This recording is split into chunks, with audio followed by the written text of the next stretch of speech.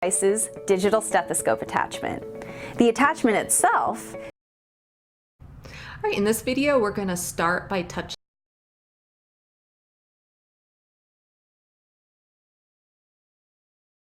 on a few important community health nursing theories. So one theory I'd be familiar with is Nightingale's theory of the environment, which is really focused on preventative care, meaning it's important to wash hands and maintain a clean environment in order to decrease the spread of germs and prevent infection. And then I would also be familiar with the health belief model, which assumes a person's primary motivation for taking a positive health action is so that they can avoid getting a disease. And the likelihood that they will take a positive health action is based on a number of variables.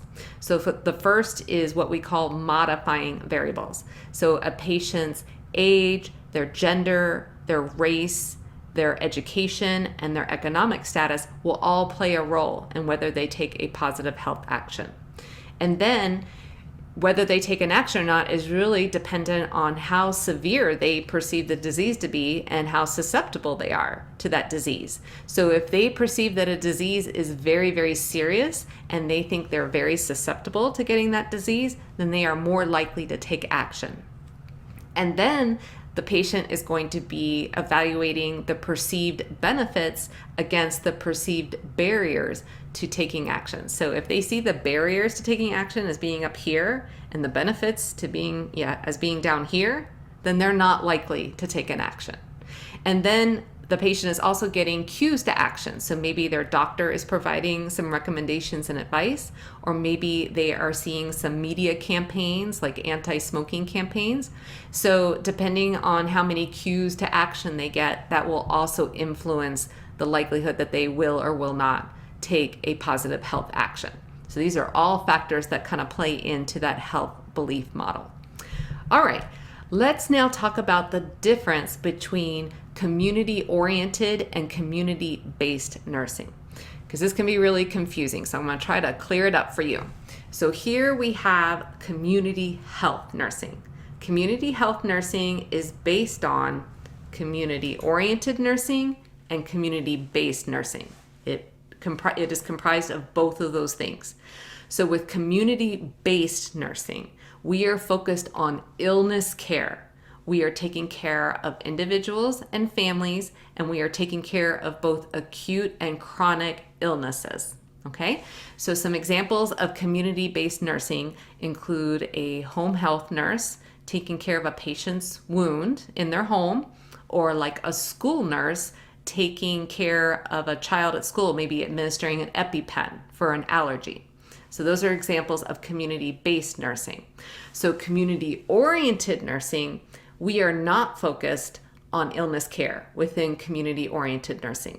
We are focused on the population and the community as a whole. And we are doing health promotion and disease prevention activities to help improve the health of the community and population.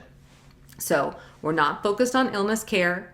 We're not taking care of individuals or anything like that. Community-oriented nursing is essentially the same as public health nursing, okay? Those two things are synonymous. So again, just to reiterate, we have community health nursing, which is comprised of two different types of nursing. Community-oriented nursing, which is the same as public health nursing, and community-based nursing, which is focused on illness care and individuals and families. Okay, so hopefully that helps kind of clear that up. And let's now finish off by talking about 4 important ethical principles in community health nursing. So the first is respect for autonomy. This means we respect a patient's right for self-determination.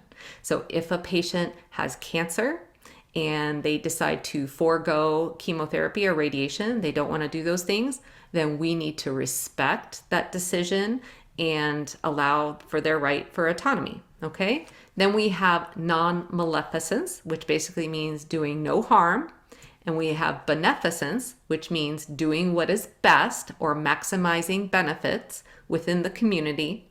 And then we have distributive justice, which means fair allocation of resources within the community. So we're not putting all our time, money, and effort into just a small subset of the community. We're really evaluating the overall needs of the entire community and allocating our resources, time, and money fairly and justly across the community.